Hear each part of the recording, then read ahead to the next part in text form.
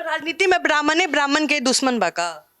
अभी हमारा नहीं है मालूम। ऐसी टीआरई 4 के लिए हमारे पास इतने मैसेजेस आते हैं कि मंत्री जी से बहुत विश्वास है कि वो अपडेट आएगा, बच्चे रोड पे आ रहे हैं। सर ये तो बेसिक है ना, वो अपना ये मतलब बेसिक मांग है जो इसके लिए उनको रोड पे नहीं आना चाहिए। ये तो उनको ऐसे सिस्टम को देना चाहिए। जो एज जिनका उम्र ही निकल जाएगा जून तक, तो सर उनके फिर हमारा TRE 1 आया, TRE 2 आया, TRE 3 आया।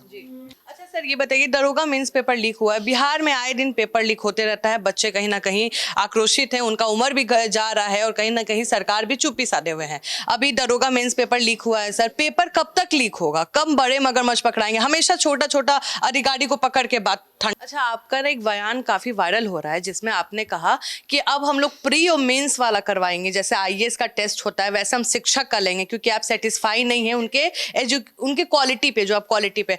तो उनका डिमांड है, जो बच्चे हैं उन्होंने कहा है कि मंत्री जी से पूछिए कि अगर हमारा टेस्ट जो हो रहा है वो आईएएस लेवल से भी ऊपर का हो रहा है, और आधे लोग बीएड करके आते हैं सर, कई डिग्री लेके आते हैं और 6-7 साल देते हैं, उसके बाद भी आप संतुष्ट नहीं होते हैं और इतना हाई लेवल का एग्जाम करवाते हैं, इंटरव्यू कराते हैं, तो उसके बाद उनका वेतन भी आईएएस टाइप का मिलेगा। अब इसमें कौन सा बयान खराब है? बताइए, महिलाओं के लिए कहीं ना कहीं नीतीश कुमार जी बोले हैं कि 12th पास करोगी तो 25,000 देंगे, कॉलेज पास करोगी तो 50,000 रुपया देंगे, बीपीएससी का प्री निकालोगी तो 50,000 मिलेगा, यूपीएससी का प्री निकालोगी तो 1 लाख। लड़के कहाँ जाएंगे सर? कमेंट करते कि सब कुछ महिलाओं के लिए है, लड़के कहाँ जाएंगे? उनके लिए कुछ निकालिएगा। मतलब जी आपको पता होगा नीतीश कुमार के सरकार में डिग्री लाओ नौकरी पाओ वाला था, बीएड की डिग्री लाइए और नौकरी पाइए, और कहीं ना कहीं उससे जो टीचर्स का जो क्वालिटी है वो घट गया। आपको लगता है इतने आसानी से आप आइएगा और चेंज हो जाएगा वो, और टीचर्स एक्सेप्ट कर लेंगे कि पहले नौकरी हो जा रहे नीतीश कुमार के टाइम, मिथिलेश जी या सम्राट चौधरी आके सब चौपट कर दे? अब कल तक कंप्यूटर नहीं था, आज कंप्यूटर है। कल तक एआई नहीं था, आज एआई है। नीतीश कुमार टाइम सर सब था, ऐसा थोड़े था कि सर खान सर और रोशन सर का विवाद चल रहा है और अब बच्चे भी भिड़ रहे हैं एक दूसरे से। खान सर अभी तक मतलब एंटीसिपेटरी बेल डाल चुके हैं, रोशन सर जेल से भी बाहर आ चुके हैं। आप इसको कैसे देख रहे हैं? हमारा सीधा मानना है कोचिंग पढ़ाई के लिए होता है, लड़ाई के लिए नहीं होता। जिसको लड़ाई करना है वो दूसरे काम। कानून लेके आने वाले हैं, पटना से सारा कोचिंग संस्थान को भेज दीजिएगा, कहाँ भेजने के कदम है। तो सर वो तो एक तरफ से कोचिंग हब ही कहलाता है, तो बच्चे वहां पे तो और लोग बेरोजगार नहीं हो जाएंगे जो बच्चों के भरोसे ही बैठे हैं? खाना पीना, स्टेशनरी, मकान मालिक, सब तो सबका कहीं ना कहीं गुस्सा तो फिर आप ही लोग पे उतरेगा कि आप लोग आए और सब कुछ इधर उधर। छात्रों का रजिस्ट्रेशन और छात्रों की पूरी जानकारी और टीचर की पूरी जानकारी उसमें हम ले आएंगे। जिसका रजिस्ट्रेशन होगा एक कोचिंग सेंटर में, वो छात्र दूसरे में जा ही नहीं पाएगा। मिड डे मील का जो क्वालिटी है, हमारे पास वीडियो भी है, हमारे एडिटर इन चीफ भी गए थे बक्सर के स्कूल में, वहाँ टीचर्स टाइम पे नहीं आ रहे थे। आपको पता है बायोमेट्रिक का क्या फायदा उठाया जा रहा है, बायोमेट्रिक अभी लगा भी नहीं है कई जगह, टीचर्स अपने आप आते हैं। और सोचिए 50 बच्चे में 10 प्याज रहता है और खाने की क्वालिटी गिरी रहती है, आए दिन खबर आता है। इस पे कब काम होगा? जब बच्चों के लिए मिड डे मील लगाए हैं और वो शिक्षक के घर में जाता है, प्रिंसिपल के घर में वो राशन जाता है, तो उससे कैसे काम करिएगा? कि जैसे कई मीडिया वाले जाते हैं ना तो टीचर्स का इंटरव्यू करने लग जाते हैं, जिसमें टीचर्स एक बेसिक स्पेलिंग नहीं बता पाता है, जनवरी का एप्पल लिखने नहीं आता है, तो उन टीचरों के ऊपर क्या कार्रवाई होगी? और मीडिया को कहीं ना कहीं रोक दिया जाता है कि दिखाइए। अगर हम आदेश लेके जाएंगे तो टीचर वहां पे रहेंगे सर? आपको लगता है? आप या तो खुला छूट दे दीजिए मीडिया वाले को कि भाई तुम किसी भी स्कूल का लेके आओ, किसी टीचर का लेके आओ, सवाल पूछो, टीचर अगर बेसिक जवाब नहीं देता है तो उन टीचर पे कार्रवाई हो, ऐसा कुछ करिएगा। अभी अगर ये हम कहेंगे कि हम ये करेंगे तो फिर सवाल उठेगा कि आप ट्रेनिंग कराते हैं, परीक्षा लेते हैं, फिर आप मीडिया ट्रायल क्यों कर? आनंद किशोर पे गंभीर आरोप लग रहे हैं और कहीं ना कहीं रीशु श्री के साथ कनेक्शन दिखाया जा रहा है और अब 10 साल के बाद उनको हटाया जा रहा है। उस पर क्या आपका? घोटाला का नाम आ रहा है सर, सुनने में आ रहा है कि आपके पार्टी के लोग ही आप पे घोटाला का आरोप लगा रहे हैं और नाम आपको भी पता है, हमको भी पता है, उसमें भी मेरे ऊपर 1 रुपये का भी कोई आरोप नहीं है। जिस दिन 1 रुपये का आरोप साबित हो गया, मैं खुद राजनीति छोड़ करके और तीर्थ यात्रा। कैसन हाल बा आपका? ठीक हाल बा, ठीक हाल बा। पहला इंटरव्यू हम आपका करने जा रहे हैं, लेकिन पहला सवाल है, आप चलिए आप एजुकेशन मिनिस्टर हैं तो पढ़ाई की बातें भी कर लेते हैं। सर बीपीएससी टीआरई 4 के लिए हमारे पास इतने मैसेजेस आते हैं कि मंत्री जी से बहुत विश्वास है कि वो अपडेट आएगा, बच्चे रोड पे आ रहे हैं। सर ये तो बेसिक है ना, वो अपना ये मतलब बेसिक मांग है जो इसके लिए उनको रोड पे नहीं आना चाहिए। ये तो उनको ऐसे सिस्टम को देना चाहिए। असल में क्या है कि हम इस विभाग को जब से संभाले हैं तब से इसको प्रामाणिक विभाग बनाने में लगे हैं। जैसे हमारे पास लगभग 5,80,000 शिक्षक हैं। जो हम रिपोर्ट मांगते हैं अधिकारियों से, जो हमारे पास रिपोर्ट आते हैं, तो यदि एक सब्जेक्ट में 9,000 शिक्षक हैं और हमारे पास 8,000 ही स्कूल है, तो 7,000 स्कूलों में शिक्षक क्यों नहीं है? और इसीलिए हमने विभाग में रेशनलाइजेशन ऑफ टीचर का आदेश दिया और ये रेशनलाइजेशन बहुत तेजी से चल रहा है। आज ही हमने संचिका मंगा करके आदेश दिया है और एक नई गाइडलाइन हम सभी जिलों को भेज रहे हैं कि छात्र और शिक्षकों के अनुपात में कोई गड़बड़ी नहीं होनी चाहिए। कितने छात्र पर कितने शिक्षक, इसका पूरा एसओपी बना के भेज रहे हैं। जो रेशनलाइजेशन करा रहे हैं उसके आधार पे एक नई बात सामने आ रही है कि जहां जितने शिक्षकों का शॉर्टेज होगा विषयवार, उतने ही वैकेंसी हम जारी करेंगे, लेकिन उसके बावजूद भी 20,000 से कम नहीं जारी करेंगे। इस महीने ये हमारा काम पूरा हो जाएगा। जुलाई महीने में हम टीआरई 4 की अधियाचना बीपीएससी को भेज देंगे।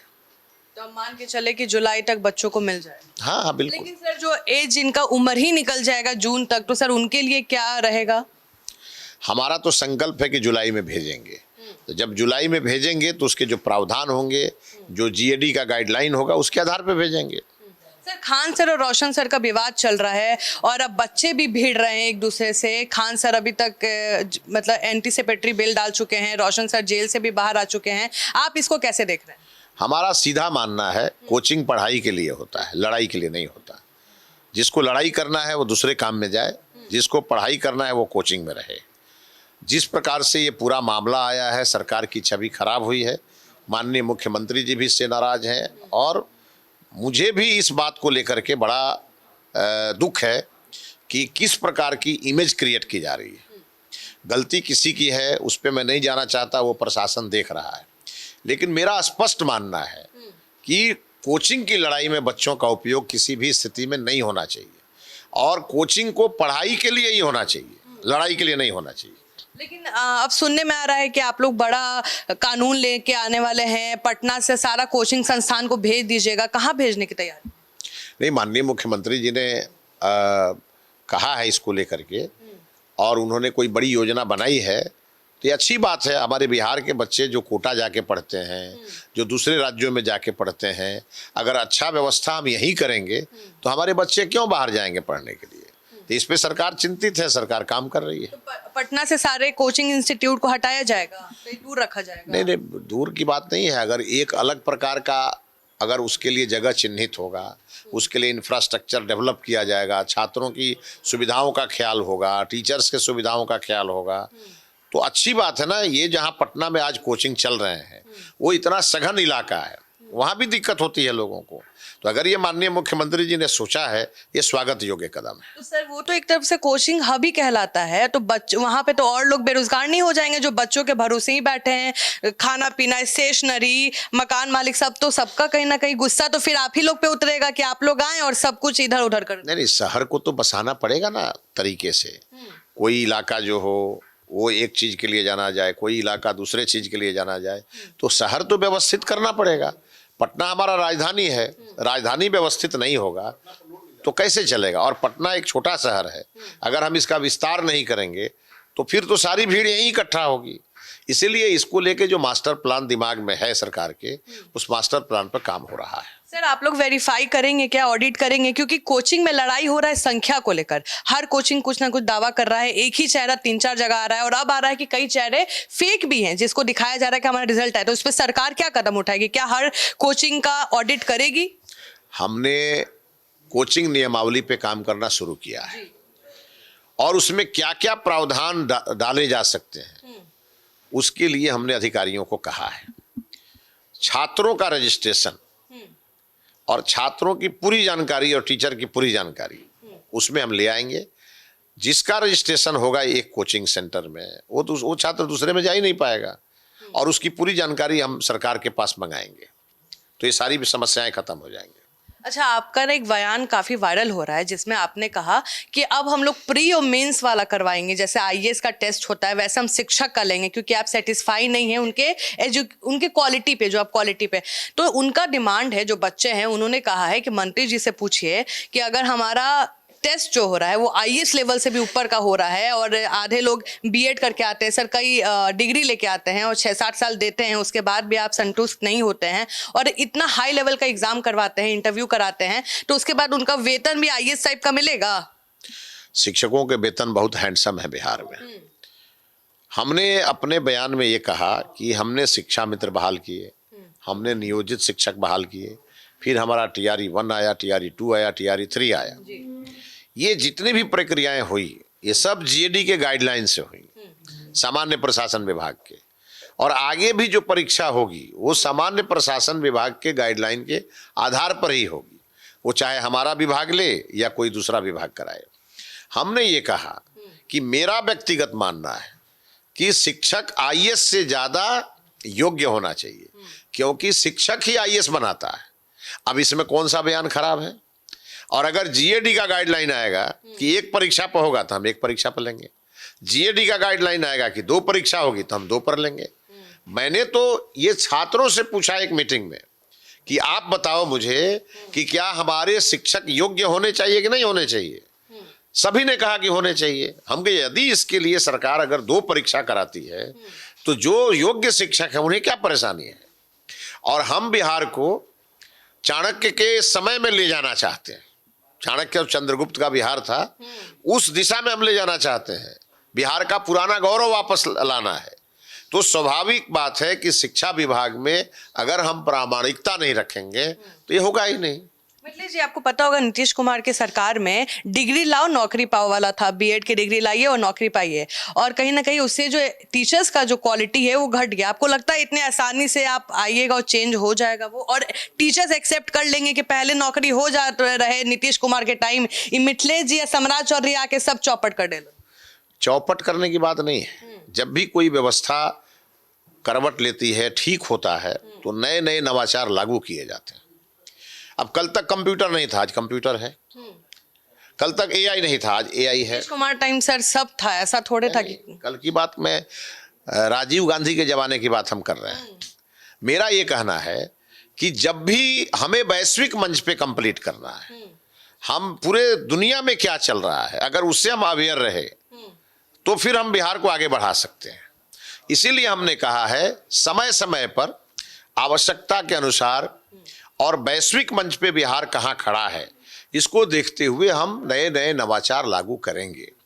और जहाँ तक रही बात शिक्षकों की, तो जिनमें आपने देखा होगा हम लोगों ने सक्षमता परीक्षा किया, हमारी SCRT लगातार ट्रेनिंग कराती रहती है, तो शिक्षकों को नई नई जानकारी देने के लिए हमें ट्रेनिंग तो कराने पड़ेंगे। अब AI का ज़माना है तो हम AI से पूरी तरह अपने शिक्षकों को अवगत कराएंगे। ज़रूरत होगा तो AI ट्यूटर देंगे, ज़रूरत होगा तो AI क्लासेज कराएंगे, ये सब चीज़ें कराएंगे।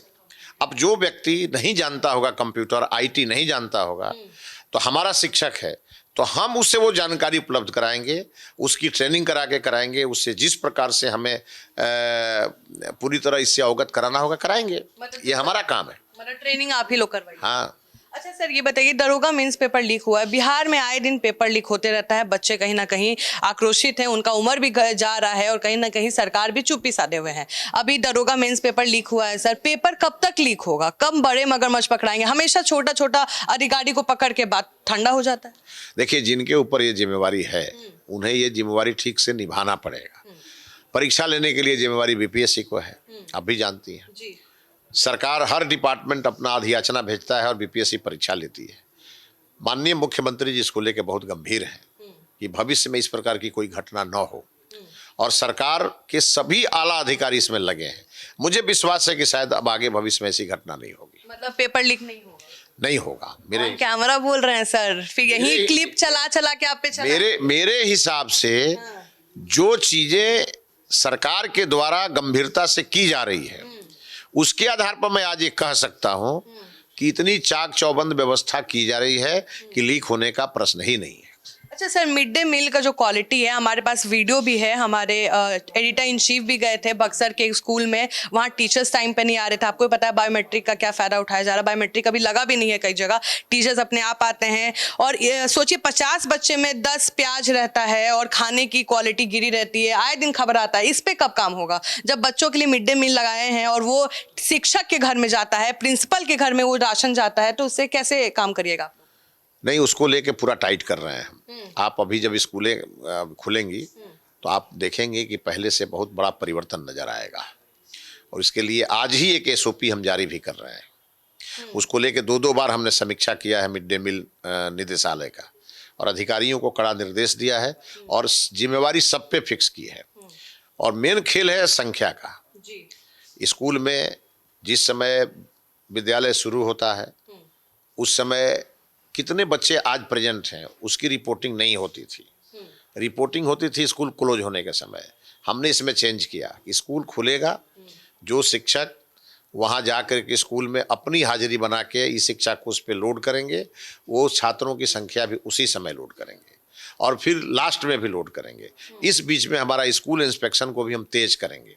हमारे पास जितने भी जो टीचर हैं जिनको हम ट्रेनिंग में यूज करते हैं, उन सभी शिक्षकों की हम ड्यूटी लगा रहे हैं इसमें।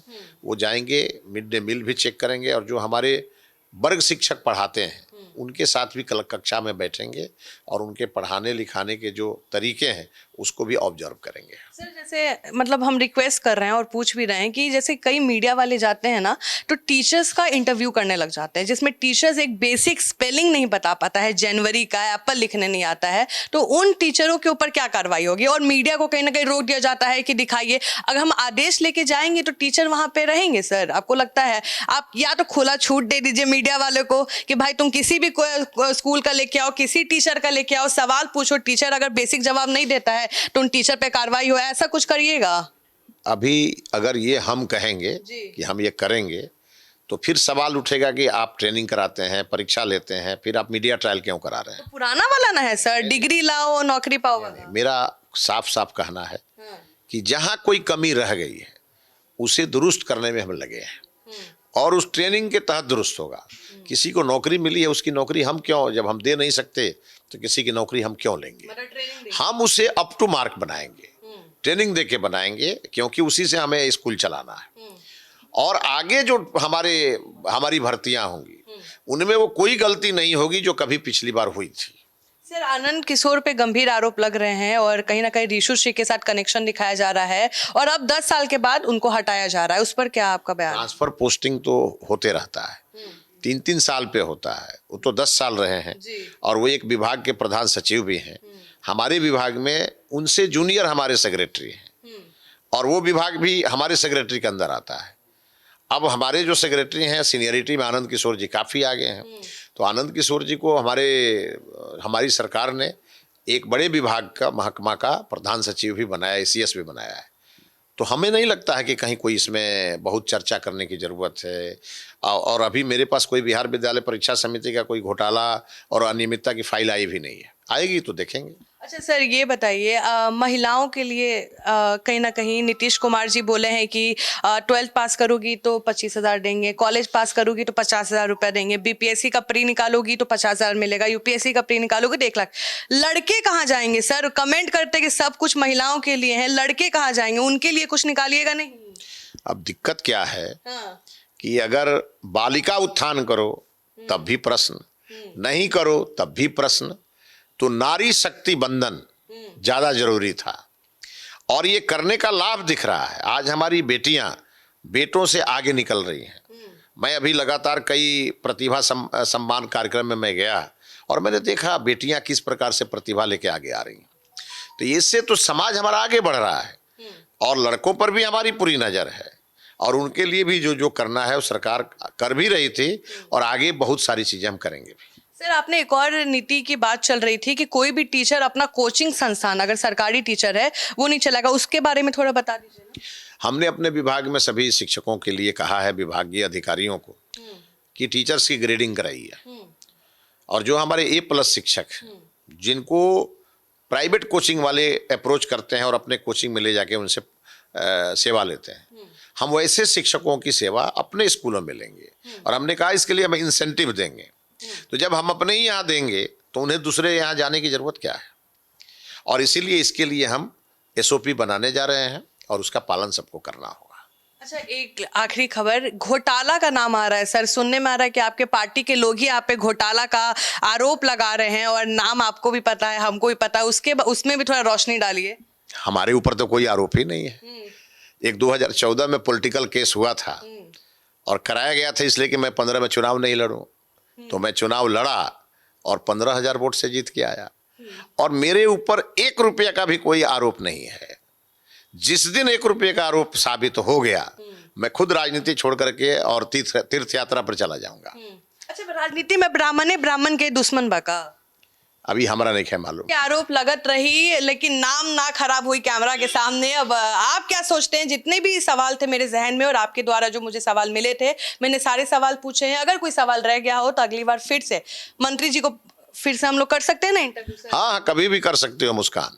तो चलिए, अगर कोई सवाल रह गया हो तो हमें जरूर बताएं कमेंट सेक्शन में। धन्यवाद।